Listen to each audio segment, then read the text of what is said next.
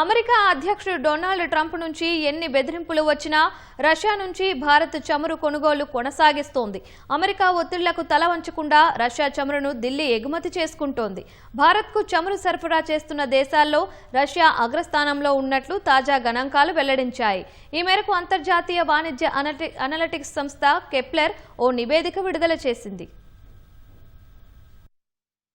భారత్కు చమురు సరఫరా చేస్తున్న దేశాల్లో రష్యా అగ్రస్థానంలో ఉన్నట్లు అంతర్జాతీయ వాణిజ్య అనలిటిక్స్ సంస్థ కెప్లర్ వెల్లడించింది. ఇతర దేశాల నుంచి కూడా భారత్ చమురు కొనుగోలు చేపడుతున్నప్పటికీ రష్యా నుంచే అధికంగా ముడి చమురు సరఫరా అవుతున్నట్లు కెప్లర్ తాజా నివేదికలో పేర్కొంది. సెప్టెంబర్లో భారత్ ముడి చమురు దిగుమతుల్లో 34% మాస్కోని భారత్కు సరఫరా చేసినట్లు తెలిపింది.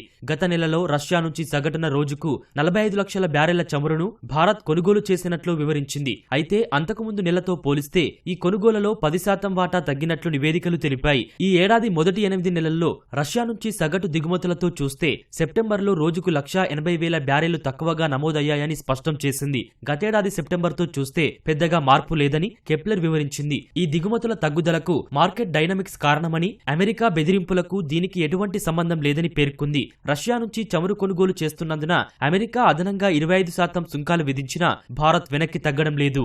గత కొన్నేళ్లుగా రష్యానే భారత్కు అతిపెద్ద చమురు సరఫరాదారుగా కొనసాగుతుంది. ఇటీవల అమెరికా అధ్యక్షుడు ట్రంప్ బెదిరింపులకు పాల్పడినప్పటికీ రష్యా జులైలో $3.6 బిలియన్ అంటే భారత కరెన్సీలో 31,775 కోట్ల రూపాయల విలువైన చమురును భారత్కు విక్రయించింది. భారత్ మొత్తం దిగుమతుల్లో రష్యా వాటానే 34% ఉండగా ఆ తర్వాతి స్థానాల్లో ఇరాక్, సౌదీ అరేబియా, యుఏఈ ఉన్నాయి.